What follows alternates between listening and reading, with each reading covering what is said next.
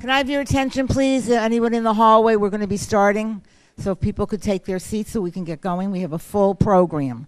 My name is Betsy Fawns. I am the first vice president of the League of Women Voters. I want to thank you for coming tonight to our spring 2015 Falmouth League of Women Voters Candidates Forum. The League of Women Voters is a trusted, nonpartisan political organization that encourages informed and active participation in government, works to increase understanding of major public policy issues, and influences public policy through education and advocacy. Our members do the hands-on work to safeguard democracy. We are directly involved in shaping important issues to keep our community strong. If you are interested in learning more about the League of Women Voters, I would encourage you to pick up some of the League's information on the tables out there, or visit our website, which is www.lwvf.org. And men, please, you are not excluded. We're more than welcome to have you join as well. Casting an informed vote is one way all of us can participate in government. Tonight's Candidates Forum will give you a chance to inform yourself by listening to what the candidates have to say and by asking them questions. Our moderator is Sean Corcoran, who is from WCAI, and we thank him for volunteering his services tonight.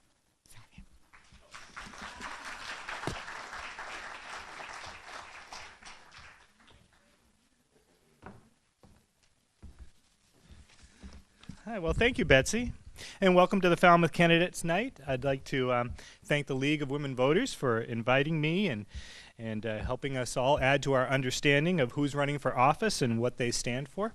As she said, I'm Sean Corcoran, and I'm the news director at WCAI, which is the public radio station in Woods Hole. It's my pleasure to be here and to serve as moderator. We're eager to begin at first, but let me just go through some of the ways, the ground rules, and the way things are going to work. In just a few minutes, we're going to invite the candidates in the non-contested races to stand up from where they are in the audience and make a 1-minute presentation. They'll tell us probably who they are and why they're running, probably. And let's talk about the timings. We'll do 1 minute for that. And we have a team of timekeepers here in the front row center, that's right. And one's going to use the stopwatch, and the other will hold up the sign. Right? And so once that sign goes up that you've reached the end of your time, that I ask the candidates to finish their sentence and then stop speaking. And I'll try to gently stop the candidates if they go past the time limit, and I'm hoping no one will make me get too aggressive on that. I'm no Mindy Todd, but I can lay down the law if I need to. After we hear from the candidates in the non-contested races, we'll move on to the contested races, Planning Board, the Library Board of Trustees, the School Committee, and the Board of Selectmen. These are the races in which we'll have some questions. So I have questions that have been put together by the League's Voter Service Committee, and we'll do 3 or 4 of those questions, and each candidate will have 1 minute to respond. So they'll each respond to the same question. We'll try to rotate things so the same person isn't starting in the beat first over and over and things like that.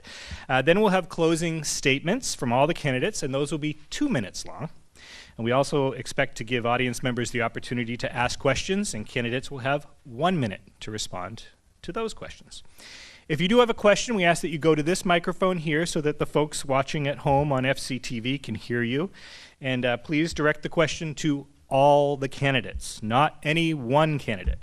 Now, we're not looking for any lengthy statements or preambles or anything like that, and of course nothing personal or argumentative, anything like that. Just ask the question and try to pick a question that hasn't been asked before, and we'll give the candidates an opportunity to answer. Okay, we're almost done. So you should know that when you go to the polls on May 15th, there will be a ballot question there. And we're not debating the ballot question tonight. We're not really discussing it, though it is on your agenda. We're just going to concentrate on the candidates running for office. But you should know, in that question, it's not written there, but I want to tell you, they want me to tell you that the total amount in that question is $3.95 million. That's $3.95 million. Or after state reimbursement, it would cost $2.56 million. And that's after state reimbursement. Okay. So I think we're ready to go. We expect this will last until about 9 o'clock and maybe a little longer if the interest is there and we're on a roll. So let's begin with the uncontested races. And let me get that out here. Okay, is Representative Dave Vieira here? And there he is. Dave, could you can just stay there and that's right. You make a good point, Dave. I get 60 seconds every 3 years, so I want to make sure folks at home get a chance to hear me. I'm Dave Vieira, town moderator here in Falmouth, and I just want to ask folks to come out and vote on May 19th. On May 15th, if you come, the polls will be closed. So please come out and vote on May 19th. I ask for your vote again. I've served for 16 and a half years as the town moderator in Falmouth, and it's been an honor and a privilege to be your town moderator. And this week, the one gentleman in the history of the Commonwealth that beat me to be the youngest town moderator, John Walsh from Pembroke. He got elected when he was 21 years old. I got elected when I was 23 years old. He just passed away this week, but he served for 59 years as the Pembroke town moderator. So with God willing and the creek don't rise, and with your support, I'd like to serve 59 and a half years as the Falmouth town moderator. And to do that, I'll need your vote in this election. And one of the things that I'd like to just mention, a new initiative that we started working with some of our town meeting members in the town clerk's office and the finance office, is a series of trainings for town meeting members. And I look forward to expanding that. We did finance this year, and we will do additional trainings in the years to come. Again, I'm Dave Vieira, your town moderator, and I look forward to being reelected in May. Thank you. Thank you, David. And thanks for the correction, the 19th. We've got it. And Holly Wilson for the Falmouth Housing. Hey, Holly. I'll follow suit. Yes. I'm Holly Wilson, and I'm running for the Falmouth Housing Authority. I grew up in Falmouth and pretty much moved off Cape when I was about college-aged and lived in and around Boston and Chicago for 27 years. About 8 years ago, my husband and I moved down to Falmouth year-round. The last 3.5 years, I've been involved with the Affordable Housing Committee. I'm currently the chair. And we spearheaded a housing demand study, which many of you probably have heard about. I would encourage you to at least read the executive summary of that report. That came out in September. We followed that with a roundtable, community roundtable event, which was very well attended and I believe successful. And we have a lot of plans going forward. I was fortunate today to be able to attend Smarter Cape Summit 5, which was all about housing. People from all over the Cape came to talk about housing. It was very interesting, a lot of very good ideas. Governor Baker came and gave the closing remarks and answered a lot of questions. It was excellent, and I hope to get your vote. I'm running for an uncontested spot, but if I get a lot of votes, then I know I have a lot of support, and maybe I'll work all the harder. So thank you very much. Thank you very much. And Susan Augusta, who's running for a 2-year term on the school committee, non-contested. Hi, I'm Susan Augusta, Precinct 9. I've been on the Falmouth School Committee for 24 years and a town meeting member from Precinct 9 for the past 36 years. I first got involved on school committee when my children were in the Falmouth schools. I'm now fortunate enough to have some grandchildren, and one in particular will be attending the Falmouth schools within the next year. He actually will be the 5th generation, John Augusta, to attend the East Falmouth School. I'm very proud of the Falmouth schools. Through the years, I've watched a good system work towards becoming a great system. And I want to work with the administration and the staff as we move the school system even to a higher level. The designation of 2 level 1 schools, our high school and our Lawrence School, as designated by the Department of Elementary and Secondary Education, is a level that most towns strive for. So thank you very much. Susan, thank you very much. Yes, we would like to invite town meeting representatives who are running, candidates for town meeting representatives, any who happen to be here, if you could just introduce yourself. Yes, just come right up to the microphone. Just say hello. Hi, I'm Ron Zweig, and I'm running for town meeting member in Precinct 1. Please vote for me. Thank you. Thank you. I'm Doug Jones. I'm running for re-election to town meeting member in Precinct 1. Mary Harris, I'm running for re-election in Precinct 5, and I'm also a member of the Finance Committee. It's me again, Holly Wilson. I'm running for Precinct 1 Town Meeting Member. Appreciate your vote. Thanks. Deborah Winograd, candidate in Precinct 9 for a one-year unexpired term. Catherine Bumpus, Precinct 1, running for town meeting member re-election. Thank you. Hi, I'm Walter Crotty, Precinct 3. I'm running for town meeting member for the first time as well as for the school committee. Thank you. Hi, I'm Bob Baker, and I'm running in Precinct 4 for town meeting representative. Thank you very much. Hi, I'm Melissa Keefe. I'm running for Precinct 4 town meeting. I'm also running for school committee, one-year term. Thank you. Vote for us. My name is Brian Keefe, and I'm running for Precinct 4, town meeting member. Excuse me, and thank you. Thank you for this opportunity. Hi, I'm Linda Toby. I'm from Precinct 4. I'm running for re-election as town meeting member in Precinct 4. I appreciate your support. Thank you. Hi, Bill Dinan, running town meeting member Precinct 5. I've been a resident full-time for 6 weeks, but I've been down here for 16. Just moved here recently full-time. Thank you. Thank you. Well, we're on a roll. Let's move right to planning board, the contested races. So if the planning board members could come up, take note of where your placard is and try to sit behind it. So of course, for planning board, we have, this is 3 candidates for 2 openings, and Douglas Brown is running for re-election. David Haddad is running, and Robert O'Leary is running a candidate for re-election as well. Is it everyone? Okay. Are we good?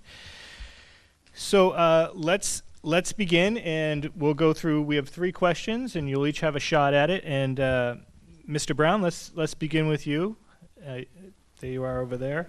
How should the planning board implement the housing section of the local comprehensive plan?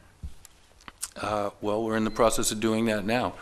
And it's a constant updating of the local comprehensive plan, which is always getting updated, and we implement it as we go along. And right now we're considering some zoning changes to allow for multifamily housing, and we're looking at ways to ease the restrictions on affordable type apartments and in-law apartments.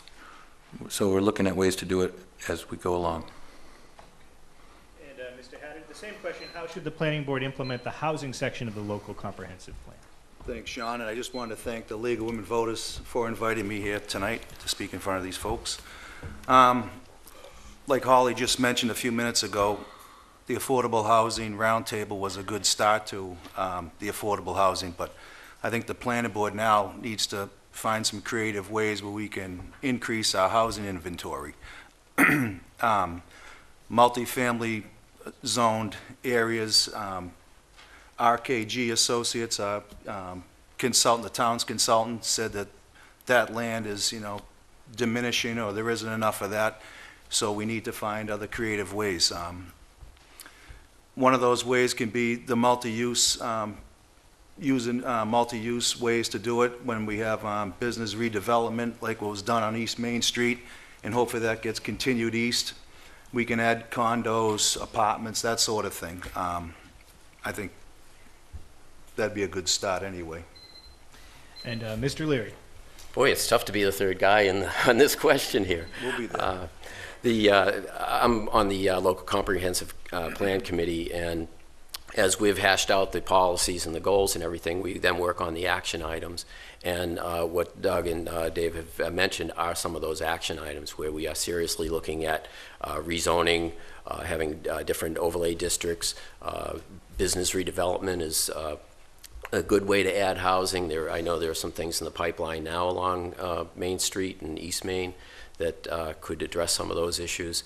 And we need to also take a good look at the housing demand study. There were a lot of good suggestions in that as well. Okay, the next question. We'll begin with you, Mr. Haddad. I'm saying your name correctly, right? Yes, sir. Oh, good. What do you see as the planning board's role in preparing the town for sea level rise?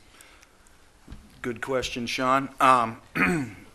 One of the things town meeting approved, I think it was in the fall 2014 town meeting, was a coastal resiliency element. That had to do with, you know, what do we do, storm-related damage, flooding, that sort of thing. And that dovetails right into the FEMA zones and the new maps that are coming forth. We need to address those situations. I want to sit down with the other planning members and the town planner to go over what do we do about houses that potentially could be up on stilts 50, 60 feet in the air. That's not something I don't think we want to be looking at, but it might be something we need to deal with. If that's the case, maybe we go for a smaller structure, that sort of thing. But we definitely have to plan for that. Mr. Leary. Could you repeat the question? Yes.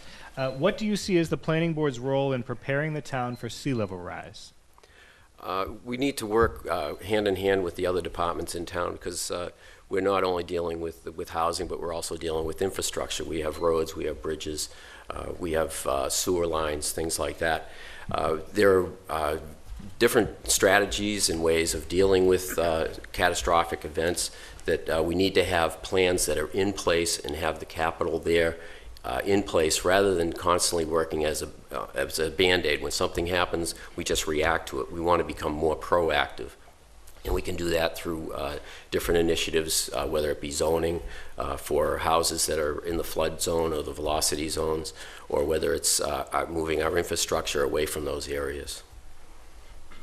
Mr. Brown, what do you see as the planning board's role in preparing the town for sea level rise? And so our role is to be prepared and have a plan in place. Currently, when we have a problem at the bike path, for instance, what we recently had to repave the existing bike path with no real improvement. We can only replace in kind what's there because we don't have a real long-term plan in place. We need to have a real discussion about the philosophy of whether or not we want to maintain roads like the Surf Drive Beach Road and maintain access there. Many experts tell us that it's futile and we should just give up and give up the coast. I think that's where this is a good reason why the planning board is a political elected position, because we have to have this philosophical discussion. Do we want to just give up, or do we want to fight against the tide and try to maintain our roadway? So it's a lot of work that we're going to have to do, but we need to have a plan in place so that when we're spending $2 million to fix the road, if it's feasible to raise the road, the plan should be in place. If it's not feasible, then maybe we shouldn't spend the money. So, thank you very much. And Mr. Leary, let's begin with you for the third question. What zoning changes do you think the planning board should support? In relation to coastal resilience, or? This is just the questions they gave me, so you can interpret it how you like. What zoning changes do you think the planning board should support? No, I don't think you have to refer to the earlier questions. No. Well, I think any zoning changes that are going to alleviate some of the problems we have. Housing being one of them. We need to change the zoning to address that. We need to change zoning to address maybe transportation issues that we're having, where we need to look at other ways of possibly making the atmosphere more business friendly in town. We do have some zoning districts in place that are very good for this town. The business redevelopment zone is one of them. So there are a number of different zoning laws that are in place that could be tweaked a little bit to make them a little bit better. But I think anything that addresses a need, and zoning is constantly changing. I mean, it's constantly evolving. If it wasn't, we wouldn't have a need for a zoning board of appeals. So I think as we go along, just looking at the issues as they come along and being flexible enough and open-minded enough to be able to change them if we need to change them. Thank you. Mr. Brown, what zoning changes do you think the planning board should support? Making the in-law apartment easier to qualify for on smaller lots.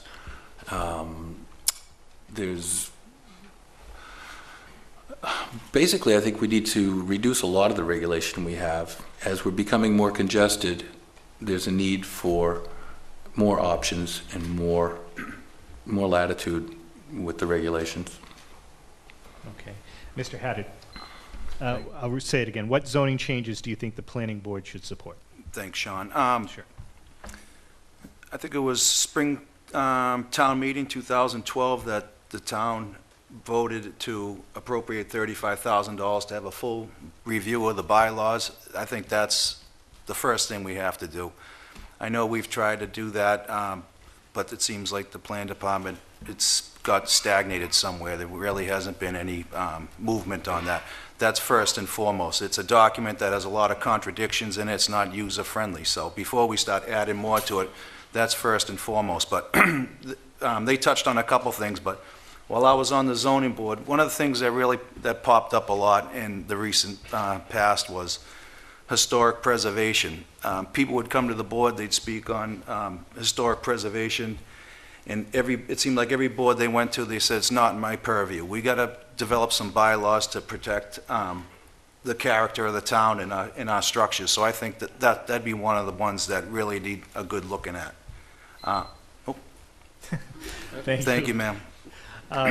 Okay, those are the questions we have. Let's go to the 2-minute closing statements before we go to the audience for any questions that the audience might have. And let's see, Mr. Leary, why don't you begin, if that's okay? First, I want to thank the League of Women Voters for hosting this forum this evening. My name is Bob Leary, and I'm seeking re-election to the Falmouth Planning Board. I've always been willing to volunteer my time whenever my help has been requested, as I currently volunteer on a number of organizations and committees. So 6 years ago, when I was asked to volunteer to fill the vacancy, I was more than willing to do that. I love this town, and I want to help to maintain it to be a beautiful, vibrant place to live and work. Planning and the ability to envision what can be done and are essential to this happening. I currently serve on the Planning Board's Local Comprehensive Plan Subcommittee, and I've become well-versed in topics such as coastal resiliency, housing, public infrastructure, transportation, complete streets, water quality, historic preservation. And our hopes is that this will result in some concrete changes. I've also worked on the wind turbine and light industrial C zoning bylaws, and that's provided me with a lot of experience to move forward on some of these initiatives. We're also entering a new phase of redevelopment. It's already happening at Davisville and T-Ticket at Davis Straits with the CVS project. That was a project that I was kind of tested, my baptism under fire. There were a lot of things that I did not like about it. I dug my heels in, and I stuck to it, and I think the result, although not completely what I would like, has been better than what we would have. The other caveat to that is design review is now under the purview of the Planning Board when it comes to architectural features. I think we can all agree that Falmouth is a beautiful and unique part of the world. It's actually one of the few towns you can see from space. And I feel a strong stewardship towards this. As a planner, I try and balance this need for Falmouth to prosper and grow while retaining our core identity. It's only through a clear vision and careful planning that Falmouth can retain its character, provide opportunity for all our citizens of all ages, and still remain economically resilient and vibrant. Thank you. Thank you.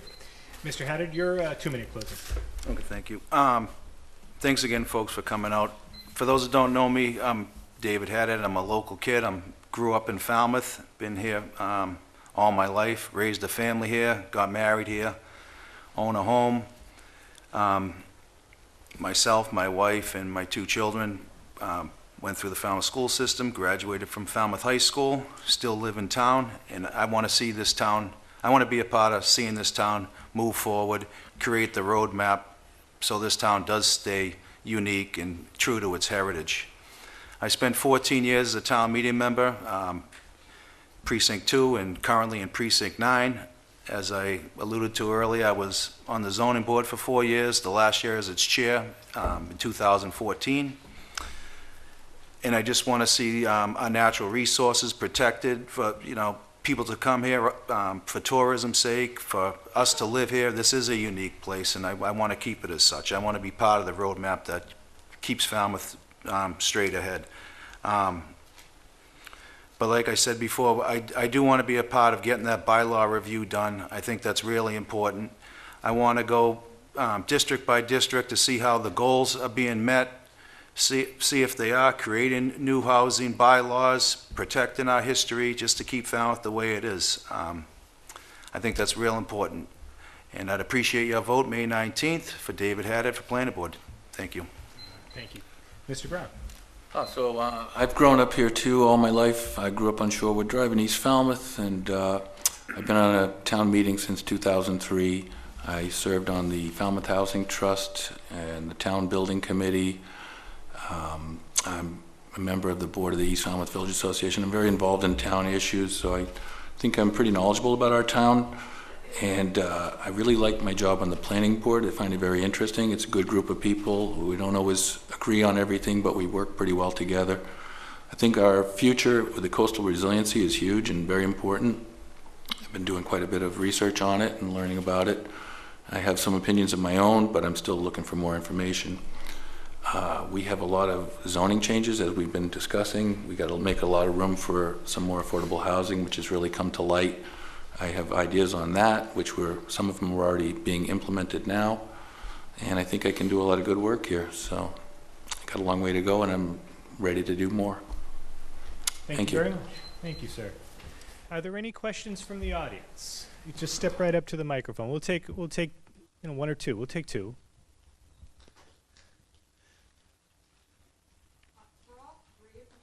I'd like to know your view and some steps that might be taken with regard to the following. At the Cape Cod Housing Summit this morning, there was a lot of discussion about how onerous it is for builders to do smart millennial planning or good community housing projects.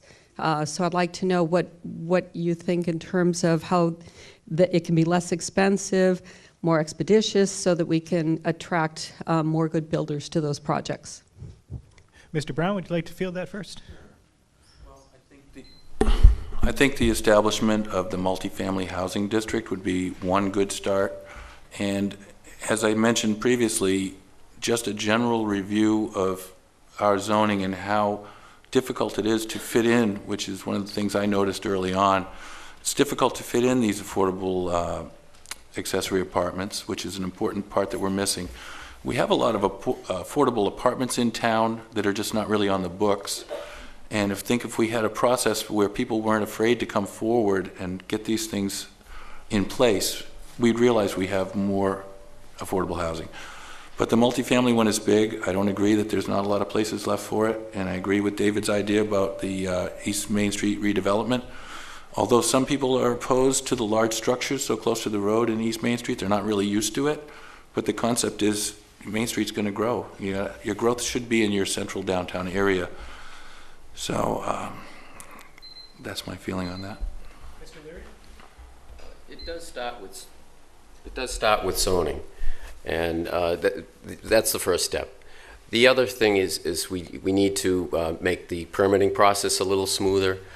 We have all these hurdles that we have to pass, and if we can smooth out some of those, it'd make it a little bit easier.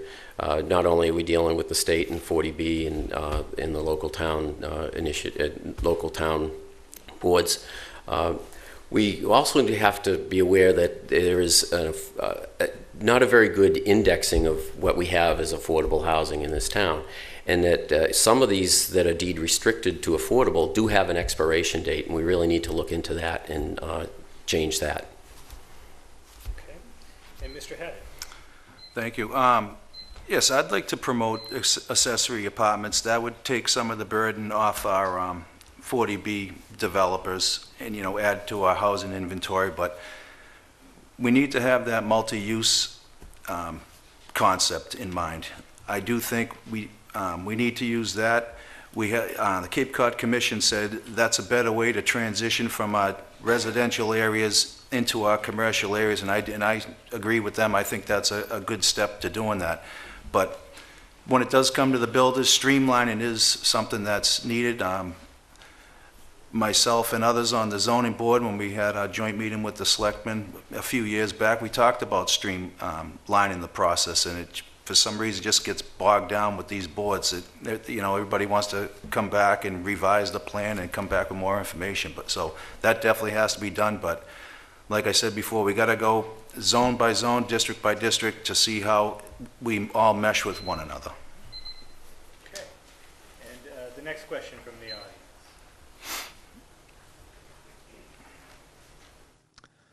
Hello. Thanks for coming out tonight. I really appreciate it. I can see this is going to be a difficult decision for me, and that's why I'm asking this question, certainly not to put anyone on the spot. But I realize incumbency has the advantage of detailed knowledge of the proceedings for the office we're considering here, and so there's a certain disadvantage to challenging incumbency. I would like to ask plainly, because I didn't get it out of the previous questions, how does each candidate feel they are differentiated from their opponents, and how would the board be a different place if they were there rather than somebody else? Okay, try that one. Mr. Haddad? Thank you, Peter.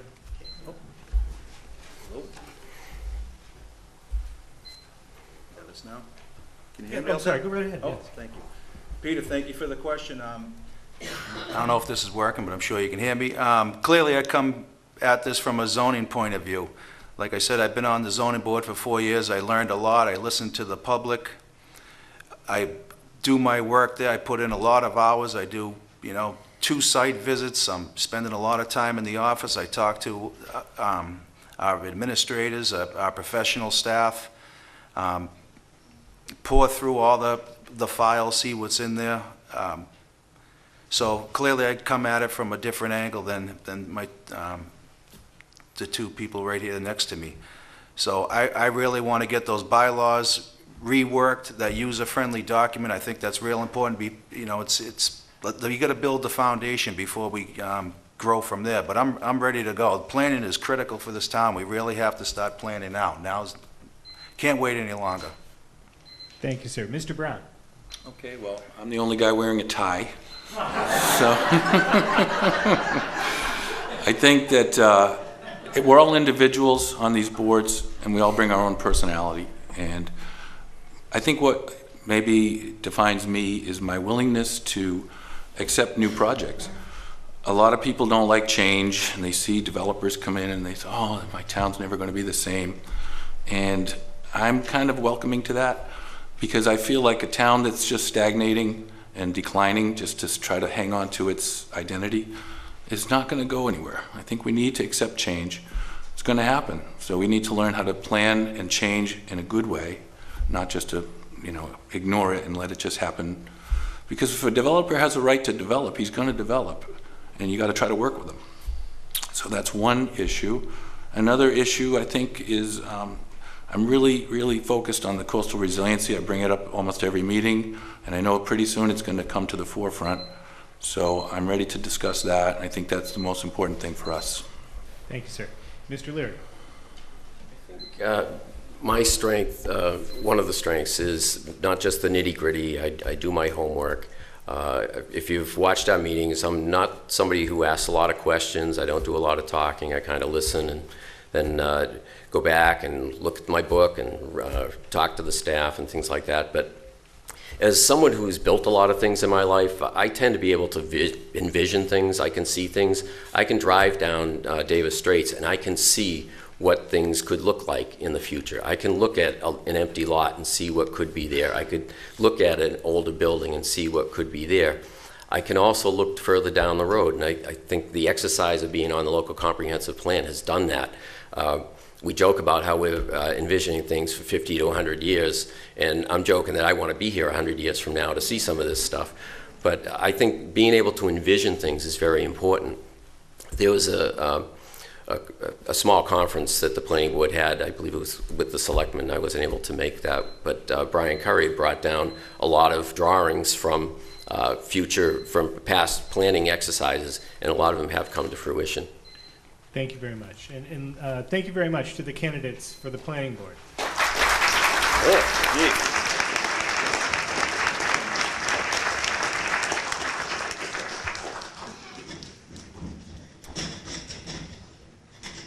And up next is the Library Board of Trustees, and we have Michael Corgan, Jerome Fanger, Kathleen Murray, and Marilyn Zacks.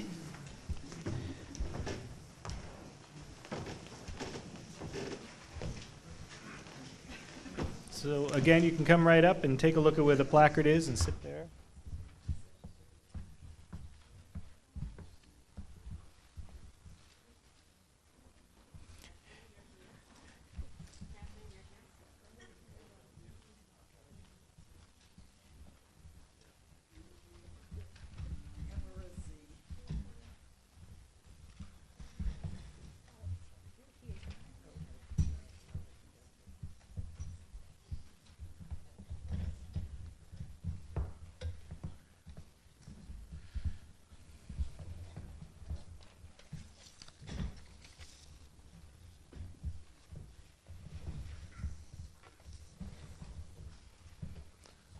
Okay, thank you very much. Let's begin with the first question, and we'll start at the end. I believe that's Mr. Michael Corgan. Okay, wonderful. In what direction would you propose the Falmouth Public Library move in the next 5 years? Well, I have a couple of directions I think the library should move. First of all, like many of us who work outside of Falmouth and have regular jobs, it's not always easy to get to the library. And I'd like to see, and I know this is a matter of resources, and I know they've all looked at this. This board has done a fine job. I'd like to see the library more available to more of us people who do have jobs, work outside of Falmouth, and would like to make more use of the library than we can. That's one thing. The other thing I would like to see is more resources given to professional development of the library staff. There's so much going on in the world of information technology, libraries generally, that it's really hard to keep up with that unless you go to these conferences, these meetings that are so important to the professional staff who do work in the library. And so those are two particular directions I would like to see. Okay, thank you very much. Mr. Fanger, same question. In what direction would you propose the Falmouth Public Library move in the next 5 years? Excuse me. I would like to see us move forward with additional time on Sunday. We could raise the hours on Sunday from 1 to 5, raise the hours at the West Falmouth branch and East Falmouth branch, but that all costs money. To raise, to open up on Sunday from 1 to 5 will cost about $50,000 per year. And so we'd have to find that money. The matter of electronics, very important. We need to teach the staff and for the staff to then teach the public how to use the various resources that we have in electronics. It is now possible to go on the Falmouth website and download books onto your Kindle or onto your laptop. And many people don't know how to do that. We have to teach the public as well as the staff. Thank you very much. Ms. Murray, same question. In what direction would you propose the Falmouth Public Library move in the next 5 years? Well, I happen to agree with parts of both of these people. I think we definitely need more hours. This is a town decision, and it's a difficult decision, but we need them both for the main library, but also for the branches, and we are going to increase the branches slightly in the coming year, I'm happy to say. But I also think, yes, the libraries are changing a lot, and that needs a lot of professional development. Fortunately, we have a wonderful staff that is going ahead with taking courses whenever they can, and we support the staff as much as we can in advancing their knowledge of what is the technology of what is happening to the libraries in the future. Thank you. Thank you. And Ms. Zacks, same question. In what direction would you propose the Falmouth Public Library at the moment, under the aegis of the Massachusetts Board of Library Commissioners, is developing a comprehensive plan. The function of libraries has changed vastly. We were essentially thought of as an information and cultural center. More and more, we are morphing to being a community center, a place for not only seeking ideas, but exchanging ideas. And we are seeking input from the public onto what their needs are, and you shortly will be engaged in that. The big issue is hours. Today I was at the library when it was closed. It broke my heart.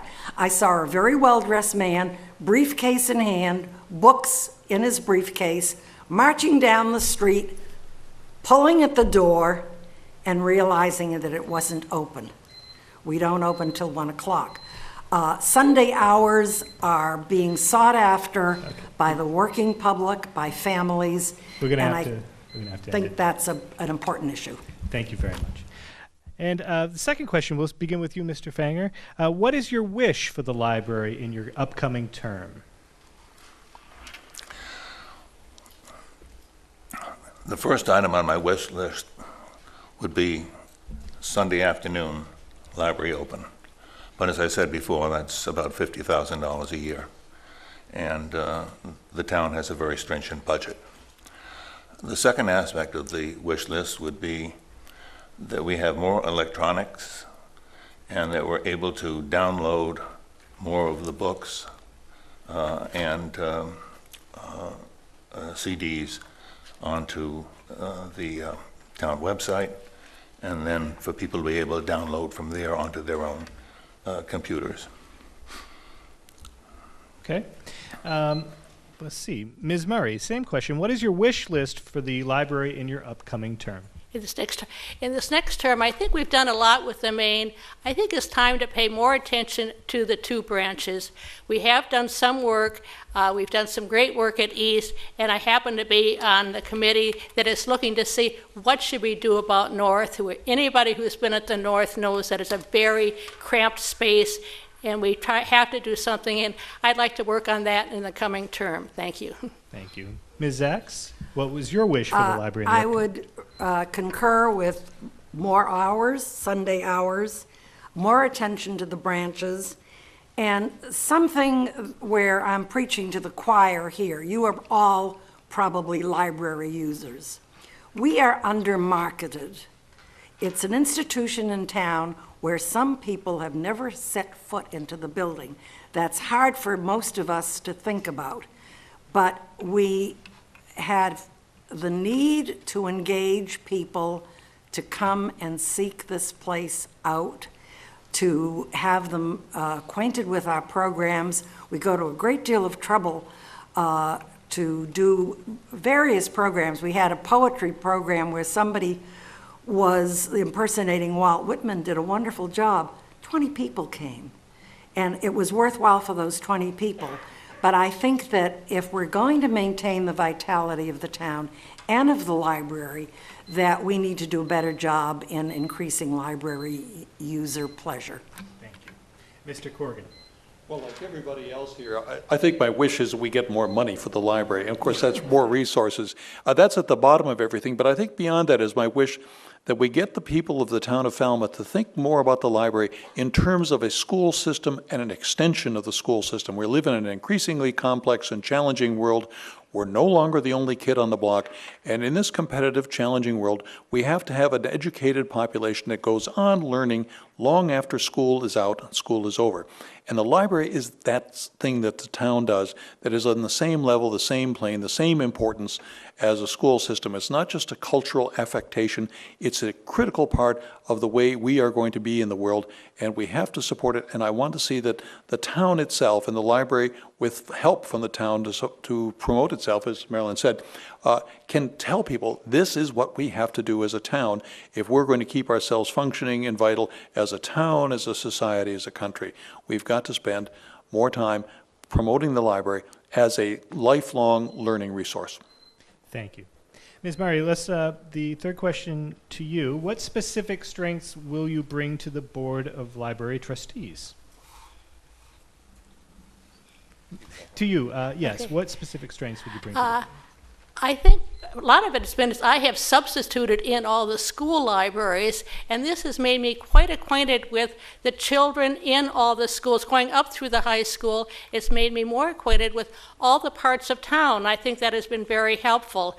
And also in some of my multicultural other activities I've done, it really has helped me get to know the town. Not everybody uses the library in the same way, and we have to be open to offering something for everybody in each part of town and each age group. Thank you. Thank you. Ms. Zacks?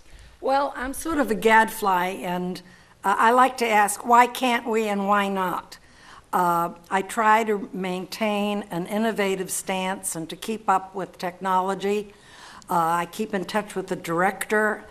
I try to respect the staff, show our appreciation to the staff, sometimes with simple things like having the trustees give a dinner for them after the summer when they see over 1,000 patrons a day come marching through. They maintain their equanimity. It takes little things. It takes consistent interest. It takes dedication. It takes enthusiasm. It takes energy, and I think I've got all of that. Thank you. Mr. Corgan, what specific strength will you bring to the Board of Library Trustees? Well, I think I could bring the strength of a lifelong commitment to learning and spending time in education. Even in my naval career, I spent a great number of years teaching at the Naval Academy and at the Naval War College, and since retirement, I've been teaching for the last 25 years at Boston University. And in all those places, I've worked very closely with libraries, and I think what I can bring to this library board, who, by the way, I think has done a tremendous job, what I can bring to this board is a new perspective, a new outlook, especially in teaching adults, because a lot of the students I've been teaching over these many years have been adult students, and that's an audience we have to reach if we're going to get, say, what I wanted earlier, which is a commitment of resources. We have to get the adults, the people who participate in community affairs, to understand that the library is very important to them, very important to everyone.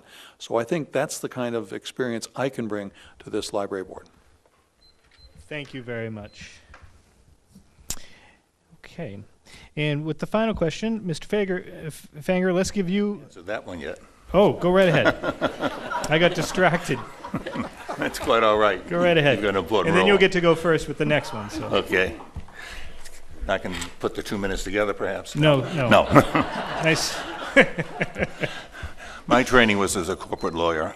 I spent a lot of time asking questions, finding out what can go wrong. And matter of fact, in order to be a good lawyer, you have to be sort of paranoid.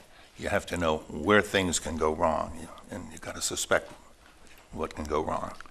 And one of my roles at for the last 6 years has been to ask a lot of questions, get thorough answers from a wonderful staff. We have a super group of people from Leslie Morrissey, the director, on down. The second aspect that I've been involved in as treasurer is spending a lot of time being sure that our finances are appropriate and that we can do the things that we try to do. Okay. And the final question, we'll begin with you again, and it's actually in two parts. What are the major items that need to be included in the strategic plan for the next 5 years? And how will our library and branches change in the future as this is implemented? How will this be implemented? Let me read that one more time. What are the major items that need to be included on the strategic plan for the next 5 years? And how will our library and branches change in the future, and how will this be implemented? We've already started to move into the 21st century. The number of actual books being taken out has declined, not tremendously, but declined a little bit. On the other hand, the electronic data has increased markedly, and that's part of moving into the 21st century. What we have to do is envision where are we headed, how much will be done by people downloading from our website onto an iPad, and how much will be people taking out books or coming to the library for educational purposes. The Joy of Learning classes, for example, have been wonderful. We've attended those for several years, and that's a major part of what the library does. Thank you.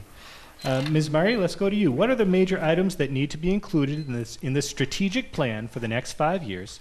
How will our library and branches change in the future, and how will this be implemented? Well, first, I don't think we know how the libraries are going to change over the next 5 years. Think how much they've changed in the past 5 years, and we are managing to keep up with it. At one time, remember, you could see all those videos. Videos are completely out. We have a lot of DVDs now at the library. I used to be able to use cassettes. We have a lot of CDs now. Libraries are changing. Books that you can take out online. Now we do it all the time. And I think we have to be aware of what's changing and what to do, but I'm not sure we can really plan 5 years ahead exactly. Thank you. Thank you. Ms. Zacks. I have here a report from Technical Services where they tell us that Falmouth is the first library in Clams to introduce and implement an online ordering system, ultimately allowing patrons faster access to popular titles, often before the titles are even published. To Kill a Mockingbird, here we are. I think that technology is going to become an instrument for us to use in conjunction with what we already have, that is people power. I think that I have a strong commitment to seeing the branches become more viable, having their hours increase. Do I dare say it for those who are fiscally cautious? I would like to see a new building in North Falmouth for the North Falmouth Library. It should become a community center, and as our population grows, I think that makes sense. Thank you very much. Mr. Corgan, would you like me to read it again? Or? Yes, well, let me batten onto that North Falmouth thing, because that's where I live, and I'd love to see one there too. But how I see libraries developing in the next 5 years, I think we can do something, which is make that library an extension of the schooling, the lifelong learning that we want to have for our citizens here in Falmouth. I mean, we have places you can meet, but that's Starbucks, and we need something better than that. We need a place to go to where we can have discussion, exchanges of information, and learning. Library is not just a place to go and get things, get books, and then go home, or download something from the internet and go home, go away. It's a place to go and maybe get these resources and then share them with like-minded people. Obviously, the people who are going to be there are also like-minded, would like to learn things, and we can exchange with each other. And that's what I'd like to see happen at all the libraries, and that's going to require some space, some readjustment of what we do now at the libraries, but I think that's very important. So I'm a great believer in a library as a continuation of the community's effort, something that all communities believe in, educating the people, educating the young people, but I want to see us educating the adults and continuing that education throughout a lifetime. Thank you very much. And that concludes the questions from the League. And so we move to the 2-minute closing statements. And Marilyn Zacks, Ms. Marilyn Zacks, you asked me if it would be okay if you read something that I believe you snipped from the paper. I see this 2 minutes as your time, so you're welcome to use it any way you like. All right. Well, over the years, the mission of the library has been to provide open, unbiased access to information, and that's essentially remained unchanged. What has changed are our goals and policies and community use of the library.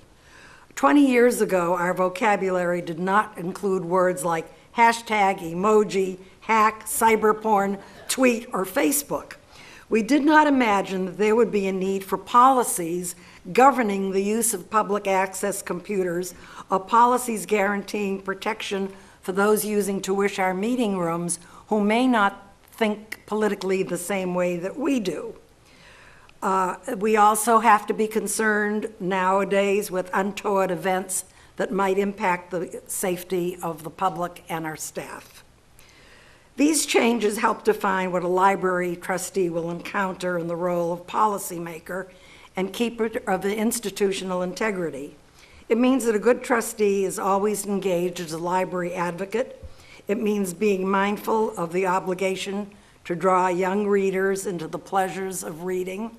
It means reaching out to young adults who are soon to become our voters.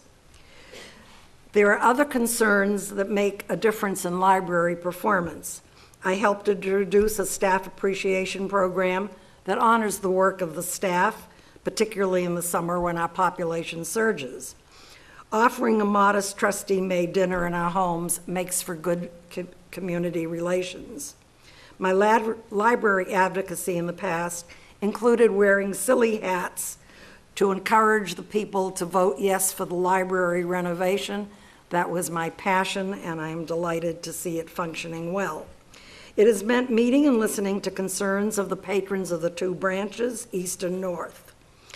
Early on as a trustee, one of my goals was to establish a Friends of the Library.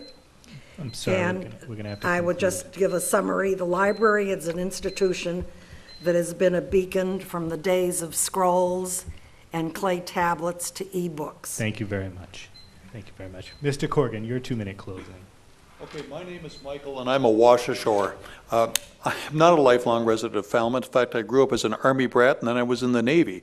And before I moved to Falmouth, I had lived in 30 different residences, and when I came here, I said, this is it. I lived 6 years in Germany, 3 in Iceland, 1 in Vietnam, and I've lived all over the United States. This is a town I've come to love, and I think it has wonderful features, and I think the jewel of the town is this library that we have, and I want to be a part of that. The board that has gone on before, the librarians, a great team, they've done great things, and I want to continue on that.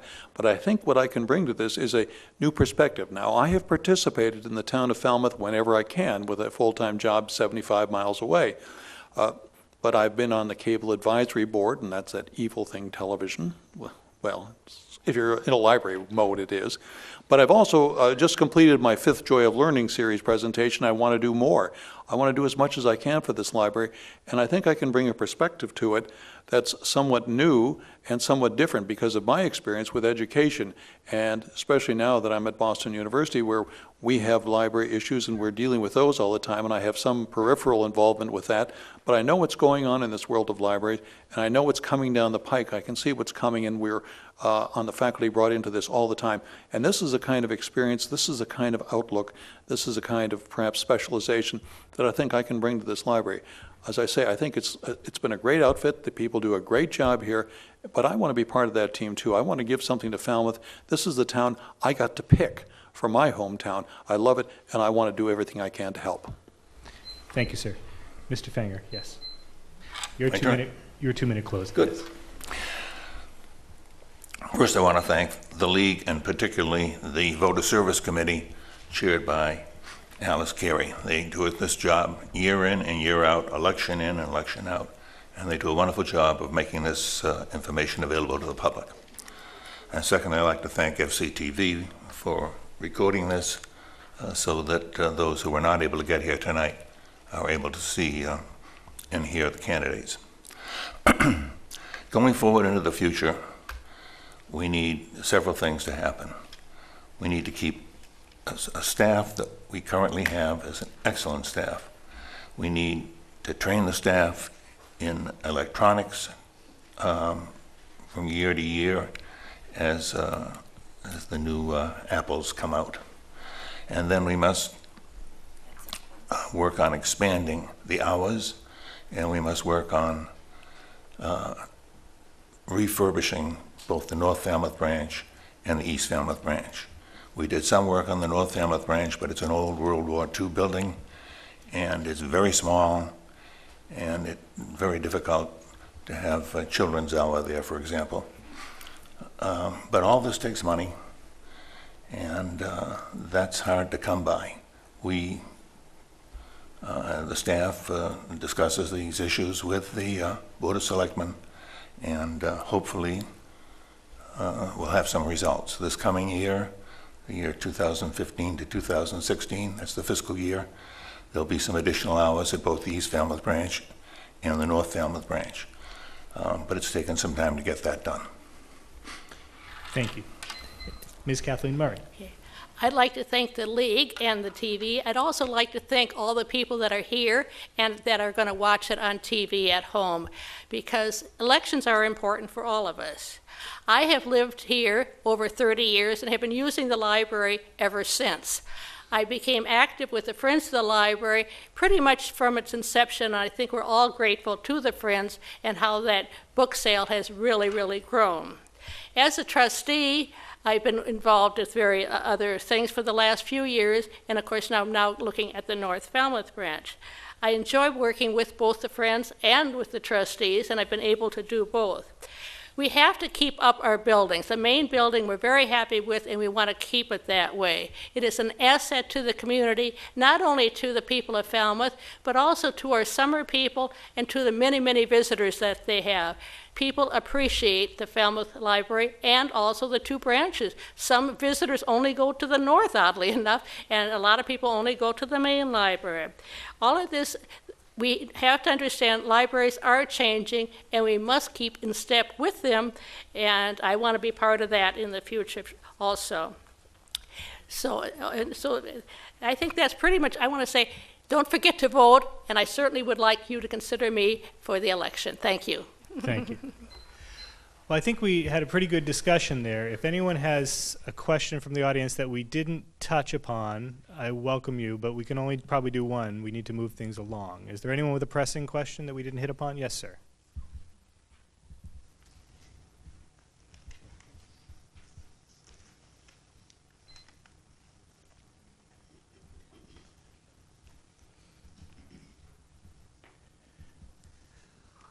In view of the limited financial resources that we must face, I'd like to know how the acquisition of technology is going to impact the acquisition of printed books.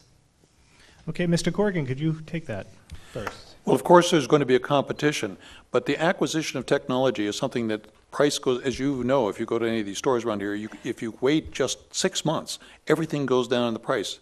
The books, we have to be very selective on what we get for books and what we don't have for books. We can't keep up with all the latest novels, for example, and we can't keep up with how to do it books and such things that I have found in the library. We have to be more selective on the books we do get.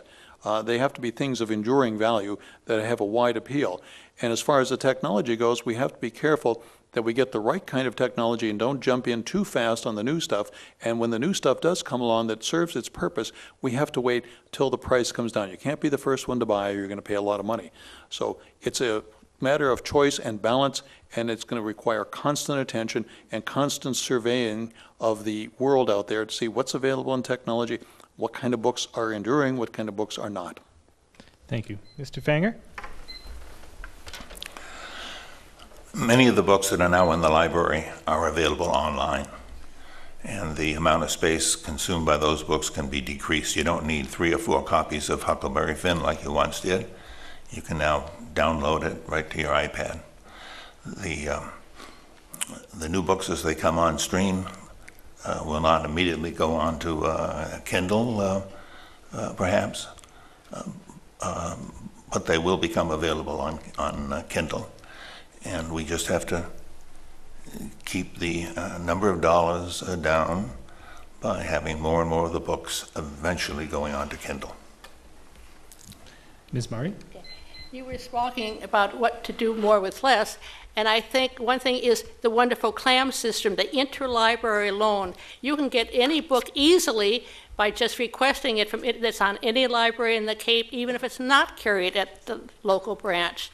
The other thing is for new books, the Friends buy new books that they put out for rental, and you can rent a brand new book for, I think it's $1 a week or something, and that will be, and when the new book has been used a lot, they return it to the Friends. As far as the staff goes, which is a big problem, they are really making surveys and trying to figure out what more can they do with less? How can they get more out of the same staff with fewer time, because maintaining a big library does require a lot of staff in all the various rooms. I hope that helps your question. Thank you. And Ms. Zacks, yes. It is state mandated that 13% of the budget for the library must be used for buying materials for the library. That is a state law for any library in the state. So that guarantees us that baseline. We in the past have had public and private partnerships that have worked very well. We have had people dedicated to the town who have been generous donors. It's a path that we can always revisit and actually hope to revisit.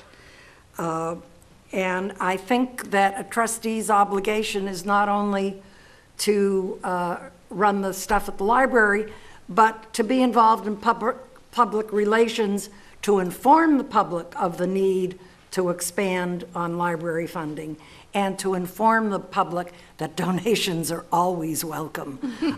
Part of the refurbishing at North Falmouth was done with the generosity of essentially one wonderful woman. So all is not lost. Thank you. Thank you for the excellent question. And let's thank the candidates for the Library Board of Trustees.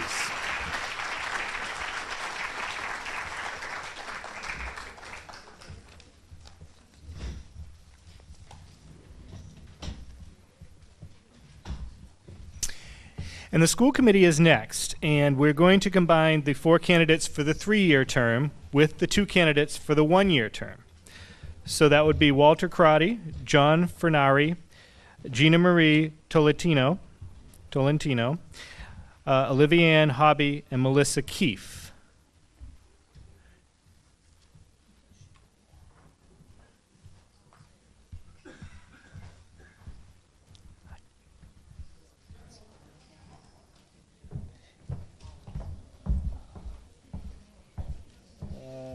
It's all of that.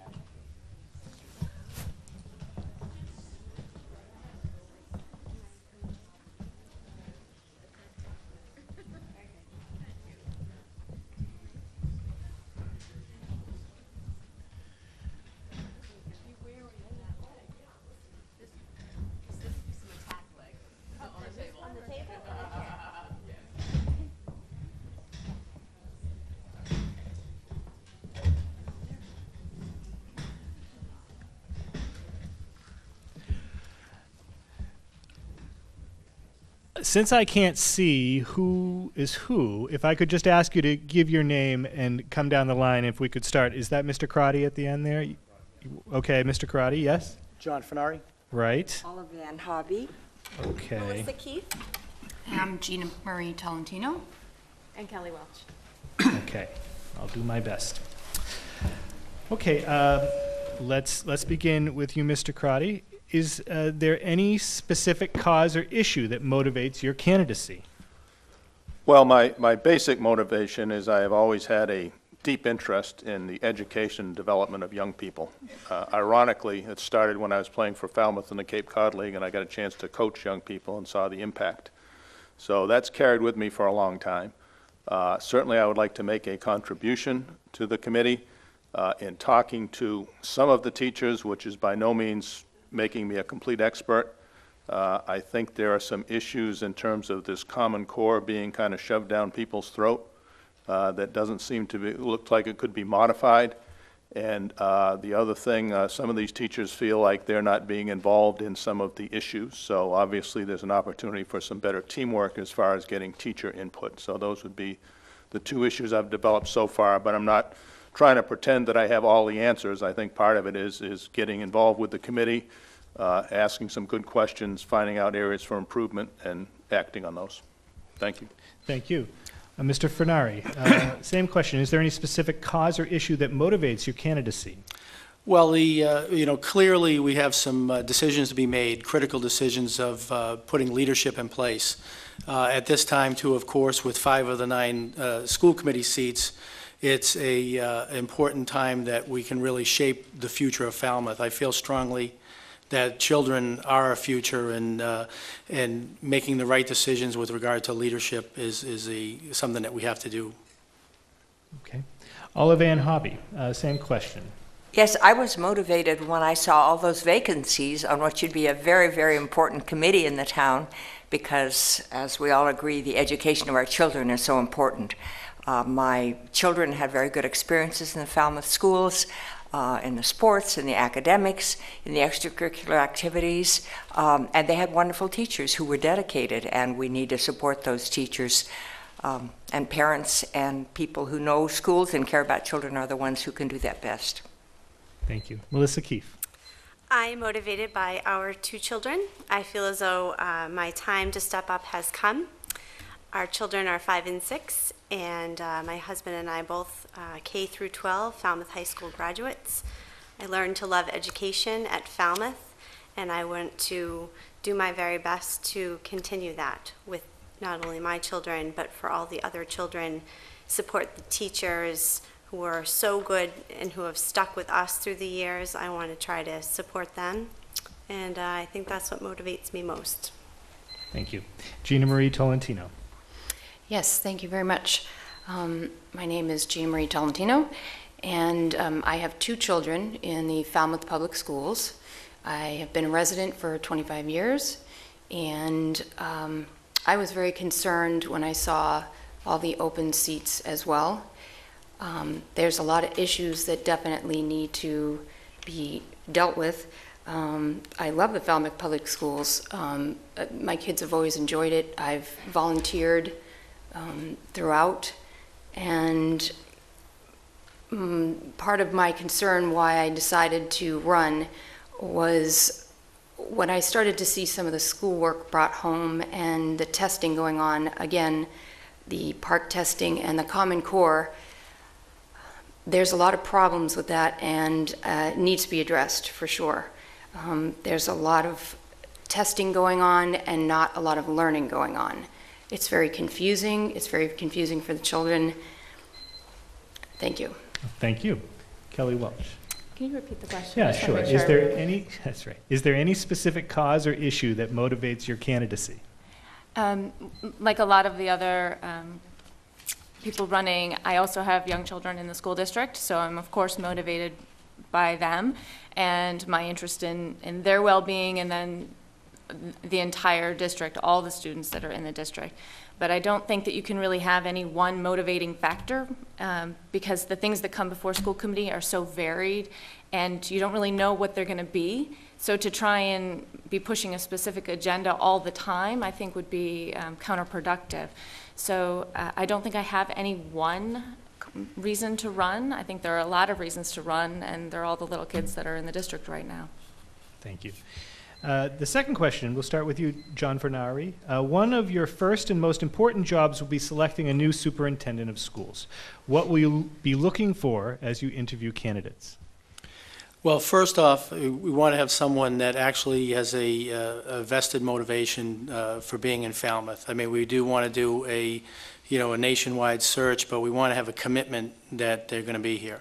And we want to have someone who will develop an environment of mutual respect and working with the teachers. It's natural for any organization to have turnover. I think of late in our schools specifically, we've had a little bit too much turnover in leadership. I don't think that our principals should change as often as Red Sox shortstops.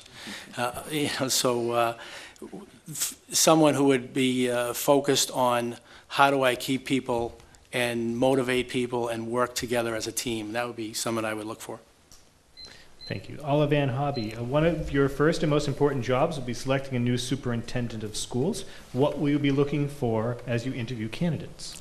Well, that is a tremendous responsibility, and I certainly agree with you that we have to find somebody who is committed to Falmouth, who can work well, and who can create an atmosphere in which people trust the administration and they learn to trust each other, and they feel that they can make some experiments, not wild experiments, but some initiatives in education, and have the support of the school, that they learn to share and feel that the sharing of their ideas with other teachers is important and encouraged. So we need to do a broad search, but we need to find somebody who really wants to live in the Cape and stay here and come to candidates' meetings. Thank you. And Melissa Keefe. I don't think we should rush into this. I think that we should start by looking from within. I think that we should, by looking from within, you often find people who are here, who have roots and are vested. I'm not saying that we shouldn't look as a nationwide search also, but I just think that we should not rush into this. I think we should allow the assistant superintendent to finish the superintendent's term, to buy us some time. I am not a fan of rushing into anything this big of a deal, and this is a big deal. So I think that we should take our time and choose wisely. And I agree that needs to be some teamwork involved and someone who shows up to see us because we are important too. And I think that working as a team needs to really shine through. It needs to be a two-way conversation. Thank you. Thanks. And Gina Marie Tolentino, the same question. One of your first and most important jobs will be selecting a new superintendent of schools, and what will you be looking for as you interview candidates?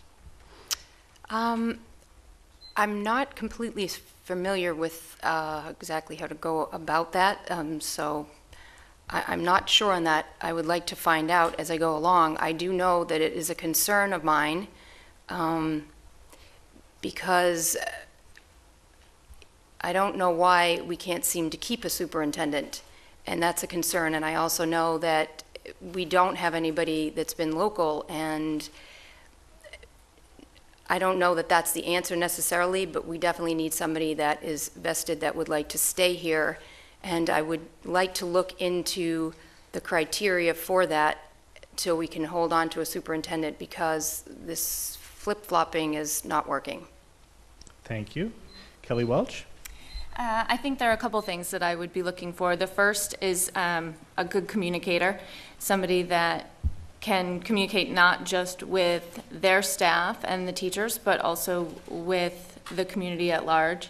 And I would love to see somebody that has a strong fiscal background, that understands the very tight budget constraints that we're under, and can look at the fiscal responsibilities through a new lens and maybe see opportunities that we've missed for saving money and being able to use those funds to enrich programs in other ways.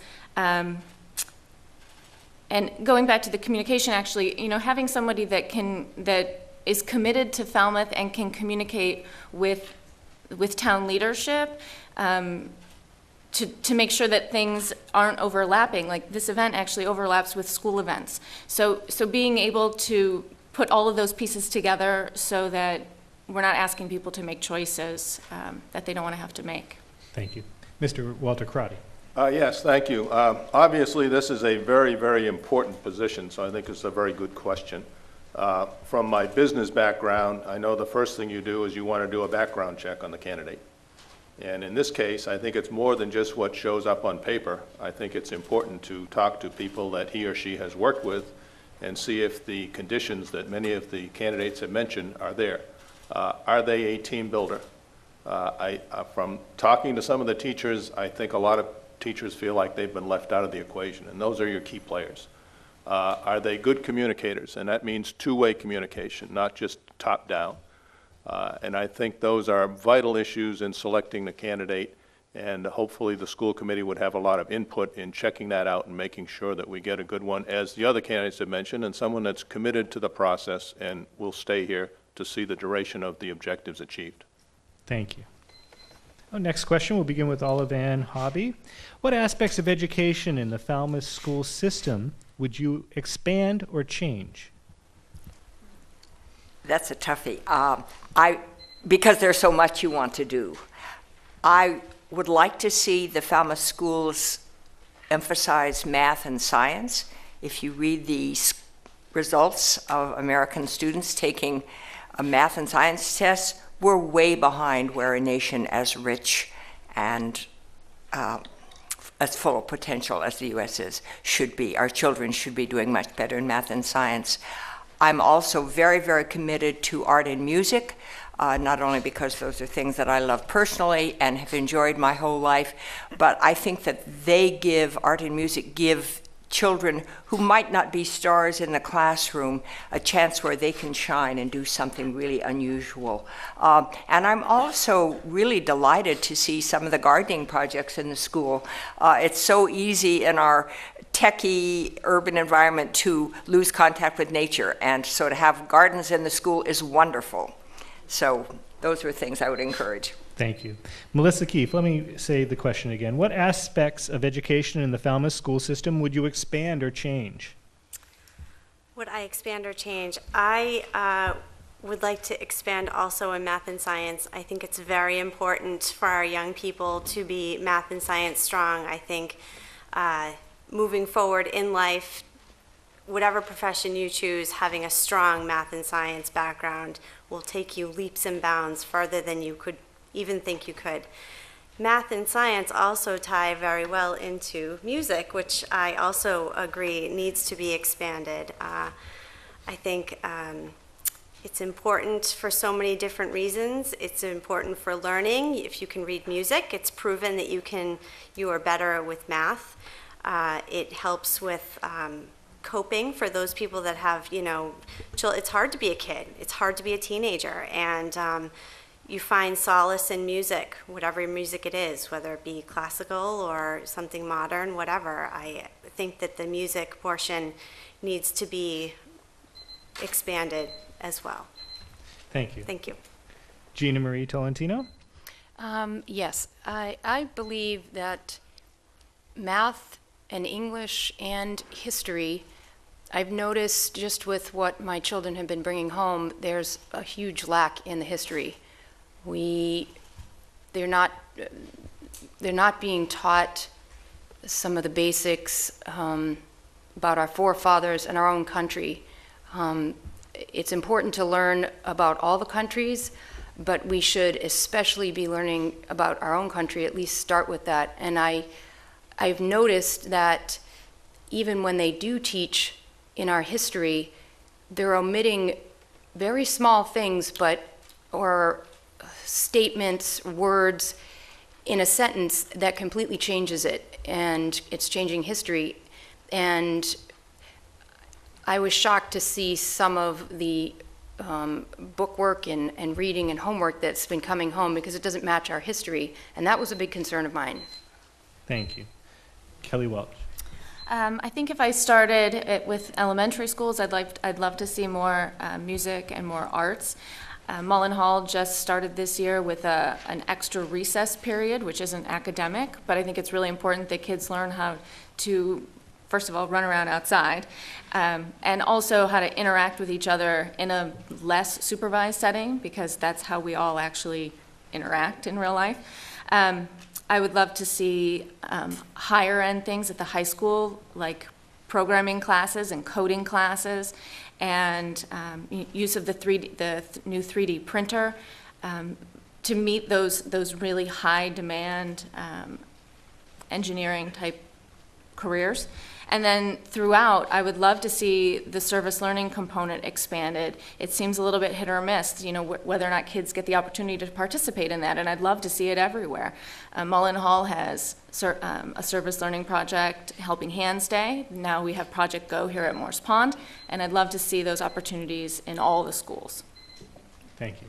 Mr. Walter Crotty. Could you repeat the question? I will. Make sure I stay on topic. Absolutely. What aspects of education in the Falmouth school system would you expand or change? Well, I think it's important that we realize that our objective is to develop the total person. Academics is part of it. Extracurricular activities, as people have mentioned, is part of it. Athletics is part of it. I've been an athletic director. I know the role that can play in terms of tying in the whole school system, the academic part of it, and also civic involvement. I'm not sure that some of these schools encourage children to get involved with civic activities at an appropriate age, probably not first grade, but maybe fifth grade on. So I would want to make sure that that's what the schools are focused on, is not just the academic part, although that's the critical part, but also the other things that go into developing good potential citizens and good responsible people as we graduate them. Thank you. And John Vernard. Yeah, I'd like to mirror the notion of the math and science, and just to expand on the STEM program. That's a great program, and I actually also have 3 children in the Falmouth Public Schools, one in North Falmouth, one in Morse Pond, and one in Lawrence. And that STEM program is a great program. One of the things that I'd like to change is the notion that's been floated about dropping the integrated program. Being a parent, along with my wife Beth, of a child with special needs, it's a program that we've seen from both sides of our other 2 children participated as well. And to see it on both sides to work so well and to be very effective, that's something that I'd like to see continue. And then also, as far as something I'd like to see a change is civics in the classroom as well. When I was a kid, we actually had a class called civics. Imagine that. And then Okay. and then the Thank you over very obsession with testing. I think we need testing to measure performance of teachers, but not over obsession. Thank you. Thank you very much. I'd like to move to the 2-minute closing statements. Melissa Keefe, why don't we begin with you? Thank you. I'm Melissa Keefe. I am a product of Falmouth Public Schools. We moved here in 1977 when I was just 4. I don't remember a time before Falmouth. I went to K through 12 at Falmouth, graduated, went to college, lived away, and chose to come home. Was lucky enough to meet my husband, who also chose to come home after college and traveling, as I did. And we bought a home and got married and have chosen to raise our family in the neighborhood that I was lucky enough to grow up in. Although we are zoned for T-ticket, we send our children to East Falmouth because that's where I started to learn to love school. I also came from the time of Bob Antonucci, and he was wonderful, and he set a very good precedence for this town. And I would love, with your help, to be able to offer that to not only my children, but to the children of the town. There was a time that the school committee was very well respected and children looked up to them, and they were, you know, they did a lot for the community, and I would like to help bring that back. Like I said before, our children are little. They're 5 and 6, and my time has come to take this responsibility. I am here for myself. I am here for the parents that want to be here, that can't be here, for the parents that don't even know, you know, that are so busy that they're, you know, barely getting by, and they're doing what they can, and I want to be the voice for everyone. I promise that I will do my best. I promise that I love this town, that we're not going anywhere, that I am very, very well vested in this town, and I promise to do my best. And I consider Falmouth my family, not just my parents and my mother-in-law and my husband, but my family is Falmouth. Thank you. Gina Marie Tolentino, your closing statement. Yes, thank you very much. I have 2 children in the Falmouth Public Schools, like I said in the beginning, and as I said before, I lived here for 25 years. I've never done this before, but I'm good at making decisions, and I understand things, and part of why I'm running, well, not just for my own children, but because I'm a businesswoman and I deal with people every day, and all these people that I deal with have children in the public schools, and they're constantly telling me things that they would like to see changed or questions they have. And something I noticed, I went to the school committee meeting for the first time twice. I'd never been before. And something I noticed when I walked in is there's maybe 10 seats for the public. I didn't even know I could attend the school committee meeting. And this was one of my concerns, because while we vote for the school committee to make the decisions, I think there should be more power given to the public, meaning they're allowed to come and speak for 2 minutes and voice their concerns, and I think it's important that we hear that. And I didn't even know I could do that. And I think that's very important.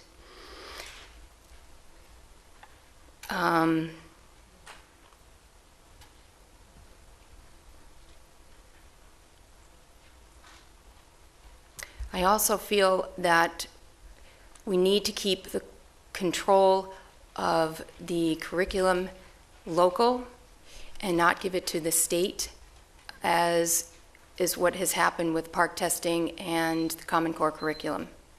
Thank you very much. Thank you very much. Kelly Welch? Thank you. First, I'd like to thank the League for having us tonight, and especially Alice Carey, who hunted me down despite I don't know how many typos in my contact information. So last year, I ran for a one-year term, mostly in part because of the budget difficulties over the course of last year, and I felt like I had something to contribute, and I wanted to be part of making sure that we didn't end up in the same place again. And now this year, we're in the position of needing to hire a superintendent. And although there are tons of things that come before the school committee all the time, and lots of homework to do and questions to ask, we really only have 3 things that we're actually responsible for: the budget, setting policy, and hiring and firing the superintendent. So I would really love the opportunity to be at the table for a third of that responsibility, which is going to happen over the course of the next year. And I'm going to stop there because my 8-year-old told me, "I'm sure you'll do fine, don't say anything stupid." So I'll quit while I'm ahead. Well done. Walter Crotty. Thank you, and you didn't say anything stupid. You can tell your 8-year-old. I'd also like to thank the League of Women Voters. I think this is a tremendous thing, giving the Falmouth community an opportunity to determine people's qualifications, their motivation, and so that they can cast a well-educated vote. So I think this is, for starters, a great thing. This education of our young people is, to me, the most important issue that we face today, not only as a town, as a state, but as a country. So I consider this position to be extremely important. I've had a 25-year business career, which has taught me a good way to assess situations, come up with objectives, and come up with strategies to achieve them. So I'd hope that would make a contribution to the board. I've also had fortunate enough to have a 14-year education experience, where I was both a teacher and an athletic director. So I know what a good educational environment is. I know what it takes to provide assistance to teachers, and I know what motivates students. So I would like to think that that combination would be a great asset to the board. I can tell by listening to all the candidates that everyone is well motivated, and I'm sure it will be a tough decision for the voters. But I hope that I've given you a good insight into where I'm coming from, what I would like to accomplish, and I would hope that I would earn your vote, and you'd be grateful with the things I could contribute to the town. Thank you. Thank you. John Fernari. I'm John Fernari, and I'm asking for your vote for a 3-year term seat on the Falmouth School Committee on Tuesday, May 19th. And what I can say is that no matter what I say, I have a 13-year-old daughter at home that's going to say I said something stupid anyhow. So. If I were fortunate enough to be elected as school committee member, I would encourage parents and guardians to take an active part in their child's public school education. Education is like a gym membership. You get out of it what you put into it. If you're not advocating for your child and encouraging her or him, who will? We need to work together as students, parents, teachers, and administrators to move forward. We can disagree on topics without being disagreeable. A we're in this together attitude can make this happen. Coaching youth soccer and baseball has given me a bit of an insight into how to create an environment and communication flow of encouragement between parents, kids, and their peers towards a common goal. I've been involved with the Falmouth VIPs and spent time working in the classroom. It's amazing to see what our teachers do firsthand. For 11 continuous years, I've served in various committees on the Falmouth Chamber of Commerce, currently on its board of directors. I've participated and sat in on the resiliency committee meetings that were aforementioned. I feel very comfortable in this sort of structure of an organization, what it takes to move forward and respecting people's time and focus and instilling energy to make things happen. As I said before, I feel I have a little bit of a value add on topics with relation to special education, have been directly both involved in the integrated classroom programs from both perspectives. Great achievement can be done side by side. I've seen it, and my family lives it. We have critical decisions on the horizon, including hiring a superintendent to work with our teachers and administrators and encouraging an environment of mutual respect. We need stability. Our most valuable asset is our children. Their future is the future of Falmouth. I'm John Fenari, and I'm asking for your vote for a 3-year term seat on the Falmouth School Committee. Thank you. Thank you. Olive Ann Hobby. I hope that in 1 year on the school committee, I can get a much deeper understanding of how the school works. I know that the school committee does have limited responsibilities. On the other hand, I think the atmosphere that the school committee can help create in the schools by supporting the administration, by supporting the teachers, by encouraging more parental involvement can be very critical to children's education. What makes for good education is when the children are themselves motivated and the teachers that they have make them feel that they're learning and developing the gifts that they have. And then the teacher says, well, you've learned that, you know this, you can do this. How are you going to make that help other people? So we want to encourage that kind of community, I would say civic-minded atmosphere in the classrooms, even from the very young ages. We have to give our children a basic education. They absolutely have to have it these days, and they have to be able to keep up with technology. But we also want them to find out the things that they are good at. So art and music, sports perhaps is another place they might be good at, but letting them have projects that they can use to demonstrate their skills and their intellectual growth rather than so much test taking is something that I think the school committee would probably have some input into. So we want the best education for our kids, and we need to encourage our teachers as much as we can and support them. Thank you very much. We have to be done by 9:30, but I think we can fit one question in if we have one very good question from the audience. Yes, sir?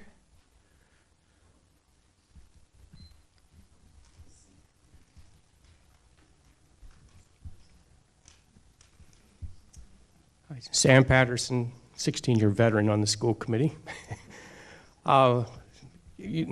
Educators across this country rank Massachusetts first or second in terms of quality of its public school education. A lot of people point to the Ed Reform Act of 1993 as the reason for that. It's the reason why we've risen to that level. A part of that is the establishment of the Massachusetts curriculum frameworks and standards, which the Common Core got integrated in. So that's now a piece of that. It's not the whole thing, by the way. It's just about 20% of it. And then the piece that came along with it was the assessment, formerly known as MCAS, and now PARC is probably going to be the substitute for that.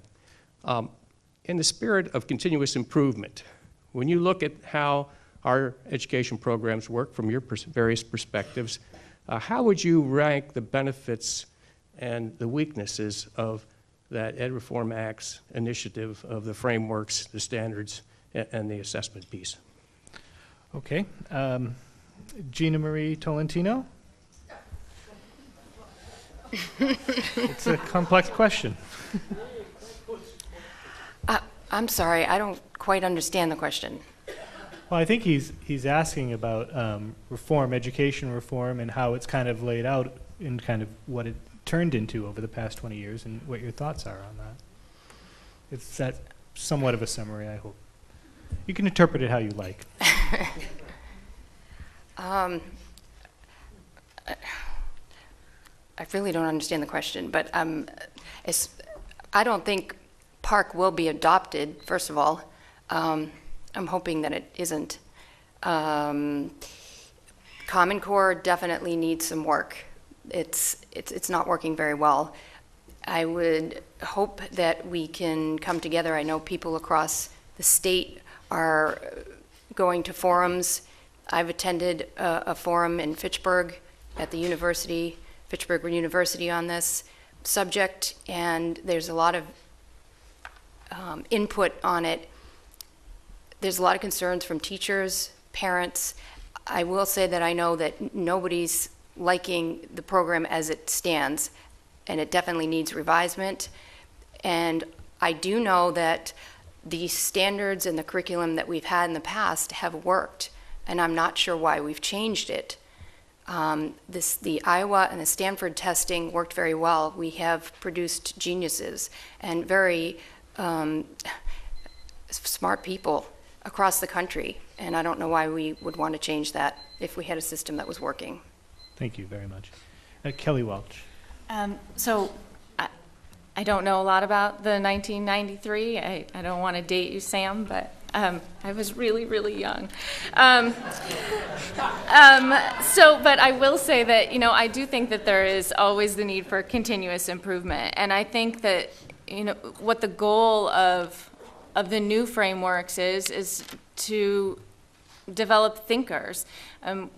We don't want people that can just memorize information. That doesn't serve any purpose. That certainly doesn't fit what we need in society for the jobs that these kids are going to be looking at when they get out. They need to show up to college actually ready to think, not trying to remember some random fact that they were supposed to memorize. And I think that that's the goal of the new frameworks, is to be deeper and more thoughtful and less focused on rote memorization and regurgitation, because in the long run, we need thinkers. So that's what I think the goal of it is, and I think that there has to be some form of assessing that, and whatever test that is has to accomplish it. Okay. Thank you. Walter Crotty.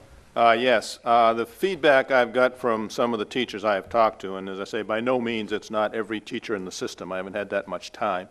But they're fine with the state standards as they were established. They're fine with the MCAS, and most parents seem to feel the same way. It's this Common Core that seems to be the big problem.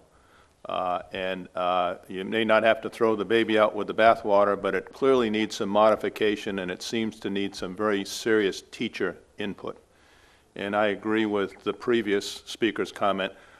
You have to teach kids how to think, how to be creative. That's what's made this country great. It's not memorizing things. It's being able to think outside the box, for lack of a better term. And long term, you know, all these great inventions and new systems we've come up with, if we start just being dictated by this Common Core standards, are going to go down the drain. So I think that needs some serious modification. But we do need standards. We just have to be realistic about what they are. John Fernari. Well, again, as I reiterate what Kelly said, sorry, I won't go back to 1993, but I can go actually back to an actual conversation I had to a senior administrator in 2007, who I had a great rapport, my wife and I had a great rapport with, and still did after this statement.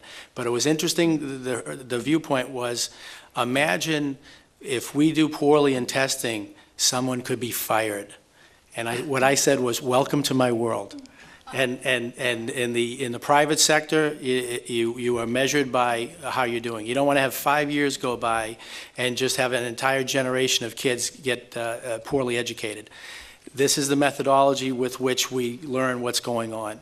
The over-obsession with it, as much as I like those phone calls saying, don't forget to go to sleep and study and everything and get a good meal in the morning, you can't over-obsess on it. You got to also allow the teachers to express their creativity to make that one-on-one connection as well. Thank you. Olive Ann Hobby? Yes, again, I'm not familiar with the specifics of the programs that he was talking about, but we do have to have this common core of knowledge, and it has to be evaluated in some way. Students cannot go out into the world today without having some of the basic skills. And one of the good things about testing is that they know where they are. We have to be very careful not to be teaching to tests. We have to give teachers freedom to help students find their own way of learning. But we must have some testing in the schools, obviously, and we have to protect the Common Core of knowledge.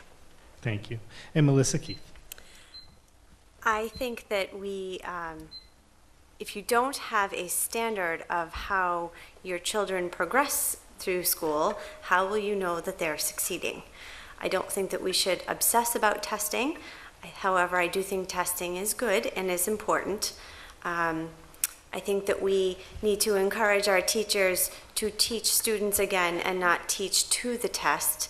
I think that that's borderline insulting to teachers who've devoted their lives to teaching, and they've been now instructed to teach to a test that is overwhelming and consuming and dividing people, a town, a community, what have you. Again, children need structure. They need to know where their boundaries are, and that includes part of taking tests and moving forward, and that's part of life, quite honestly. But again, I don't think that we should obsess about it. I think that it needs some revision. Thank you. Thank you. Thank you very much, and thank you to the candidates for the school committee.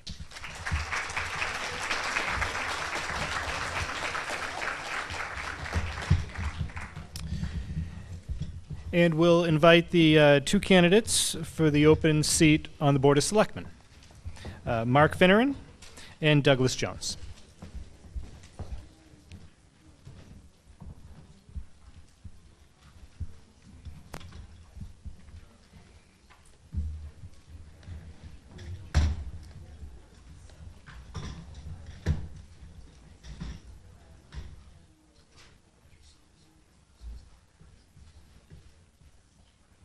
Okay.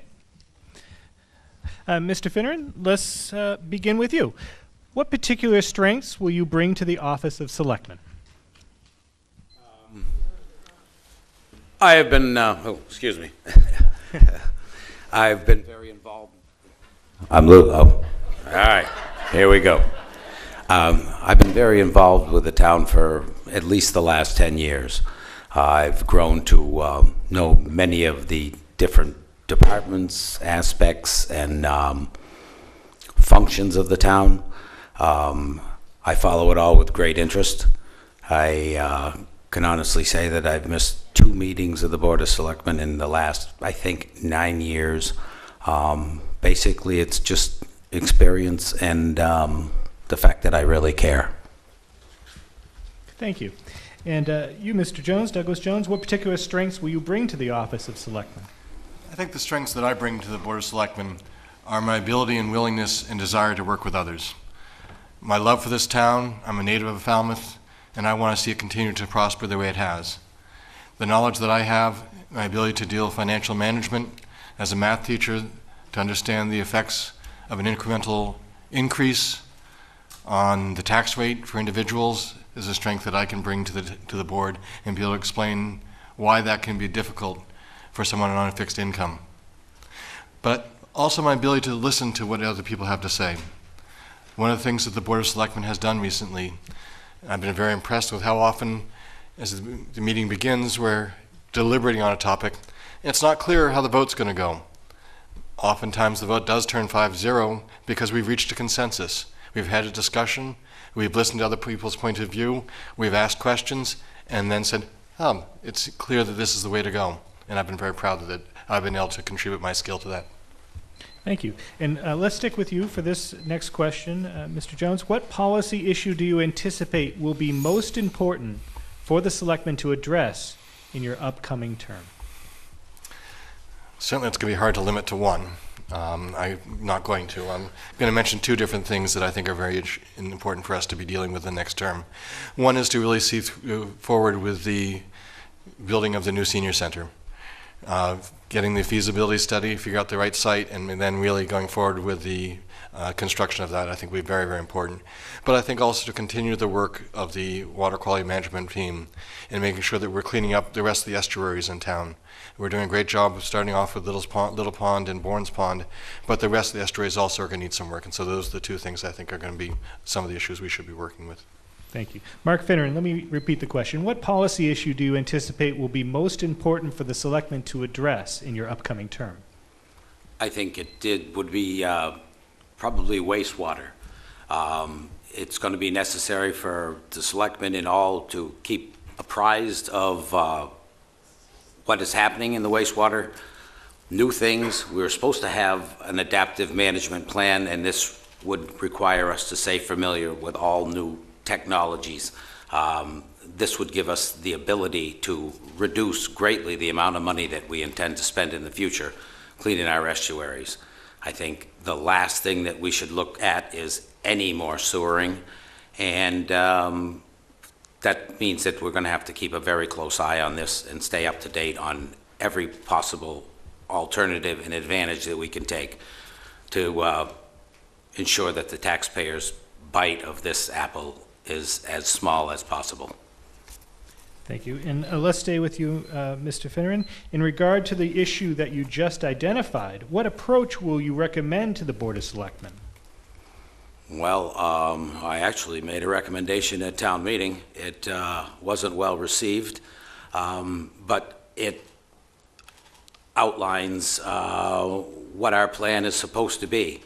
I think that considerable money can be saved. I certainly, as I just stated in the last question, I hope that we sewer no more. And just give alternatives a chance. I think that so far we've rushed into this sewering too fast. And I think if we pay close attention, there are going to be many opportunities where we can save money. And money's what the game's all about. I mean, money's what makes people leave this town on occasion. I mean, it's getting harder and harder for young people to live here, people on fixed incomes. I think you can't minimize the weight that this sewering issue is going to have on our future. Thank you. And Mr. Jones, the same question. In regard to the issue or issues that you identified, what approach would you recommend to the Board of Selectmen? Certainly the financial concern is one for all of us. However, what I think I've been most impressed with the water quality management team is sewering was the idea that was put forward many years ago, sewering the entire town. And there's even where that committee started with. But they listened to the townspeople and really adopted many alternative strategies. And they're looking forward to doing more alternative strategies. Sewering is not what they're looking forward as their best solution. They're looking for the solution that's going to work well for the entire town, can be affordable, taking advantage of the scientific knowledge that this town has. We have more than almost any other community can think of to deal with this problem. And I have great faith that we're going to be able to do that. I do defend our choice in moving forward quickly. The estuaries were in desperate need of some work done. We couldn't wait. Otherwise, we were going to have more fish kills, larger algae blooms. These estuaries were in dire need of some work done, and we needed to move forward on that to be able to make sure that we actually had a town, not only that we could afford to live in, but that we'd want to. And we'll stay with you, sir. Last October, the Board of Selectmen received a housing needs report from a consultant hired by the town. What should the Board of Selectmen do to follow up on the recommendations in that report? The Board of Selectmen has already moved forward in having a comprehensive meeting with the Planning Board and trying to move forward with we updated the local comprehensive plan. We are looking at this package. It's not necessarily limited just to affordable housing. We think that that's a little bit restrictive, and I would agree with that. But housing that is available to a wide variety of people in Falmouth, making sure that people who've grown up in this town can continue to live here, not necessarily at the 80% of the median income, but something that people who want to work in Falmouth can still be able to stay here and live there. And so after that group meeting with the Planning Board, we want to continue to look forward at ways that we can support the Planning Board. We have appointed them to be our representative to be able to support some of the affordable building projects, and we think that will make great progress in that direction. Thank you. Mark Finneran? As you noticed in town meeting, we actually voted down some of that comprehensive plan. It was the design was to provide housing for all people in town. I think that went much beyond the scope, and obviously so did town meeting. There definitely needs to be zoning changes. Affordable housing needs to be supplemented in almost any fashion that we can come up with. We need to be creative. I think that we need to be a little more lenient in allowing development of older properties into multi-family units. And I don't believe that should be limited just to the downtown area. I think it should be all over town. One doesn't have to look very far to find people that are struggling in this town, and anything and everything that we can do to make housing more affordable is an absolute necessity. But I think that the plan was a little bit too large and broad. And I think all ideas should be on the table. Thank you. Mr. Jones, could you give us your 2-minute concluding statements? Sure. I'd first like to thank the League of Women Voters and FCTV for sponsoring this event. 3 years ago, I was honored to be elected to the Board of Selectmen. For the past 2 years, I've served as the Vice Chairman of the Board, and I am especially proud of the work the Board has done to become a productive, deliberative, and thoughtful executive committee. Over the past 3 years, we have made significant progress in a number of ways. With the hiring of a finance director, we have been able to dramatically improve the town's financial position. We have made substantial progress in solving two of the most complex and challenging problems facing communities today: wastewater and drinking water. Our comprehensive wastewater treatment plan will likely be the model for all communities in this Commonwealth, while our water filtration plant will be the envy of many towns. We're moving forward with exciting plans for a new senior center, and we're hopeful about the conversion of our landfill into an extensive solar array project. While we have been successful in many areas of town, there certainly continue to be other areas where we can improve. The Board of Selectmen must continue to make efforts to be more responsive and communicative with the people of Falmouth. To this end, I have proposed to my fellow board members that we hold office hours on any Monday night when we do not have a regularly scheduled meeting. 2 members of the board would be available to listen to concerns, answer questions, explain policies and procedures, and take suggestions for future board agenda items. Since these sessions would not be formal posted meetings, there could not be any deliberations or immediate solutions, but there would be opportunity for open dialogue and transfer of information. Over the past 3 years, the Board of Selectmen has followed the direction of the town charter and successfully worked as a group, and I know that I have helped to develop the cohesiveness and cooperation that this town needs. I have an open mind, and I'm willing to consider new and innovative ideas while keeping in mind the financial burdens on the town. As a teacher, I fully understand the importance of doing one's homework. I have worked hard to gain your trust, and I hope you'll vote for Doug Jones for Selectman on May 19th. Thank you, sir. And Mr. Finneran. Hello. First off, I'd like to thank everyone here, the League of Women Voters, FCTV, and the people at home watching, the taxpayers who foot the bill. My name is Mark Finneran. I've lived here for the last 30-plus years. Our family's owned property here since 1929, and I've summered here since I was an infant. I feel that I ask the questions that people want to ask but are afraid to ask. I feel that I ask the questions that would otherwise go unanswered. In many cases, people are afraid to ask these questions. I am not. I feel if I were elected and I sat behind the desk or the table instead of in front of it, I could ask more questions. I could provide for a more open government. I could do more with your town and your money. I love this town. I think it is great. But sometimes I see things that need improvement. Through town meeting, I have brought some of these visions forward.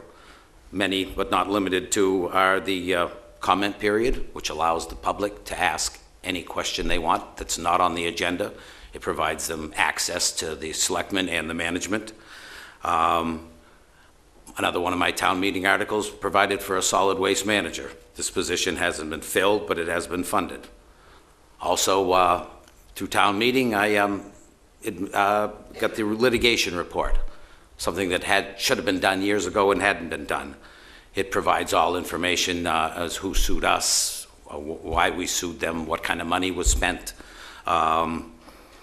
Also, you're going to see this fall a great surprise.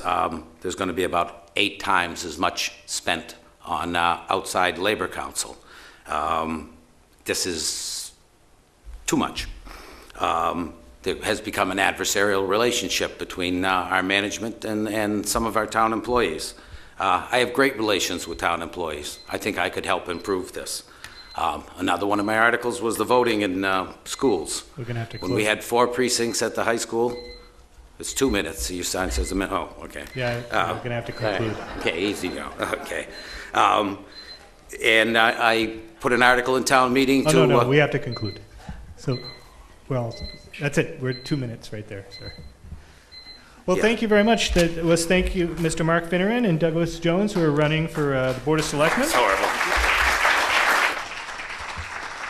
And that really is all the time we have. So on behalf of the League of Women Voters, I want to thank the candidates for participating tonight. And I want to thank you in the audience for attending and watching the candidates at home. Hope you learned a lot from this event. They're going to rebroadcast the forum around 11 o'clock tonight, and then tomorrow around 7 in the morning, and then thereafter. And Election Day is May 19th. Have a great night, and thank you. Thank you very much for talking. Thank you.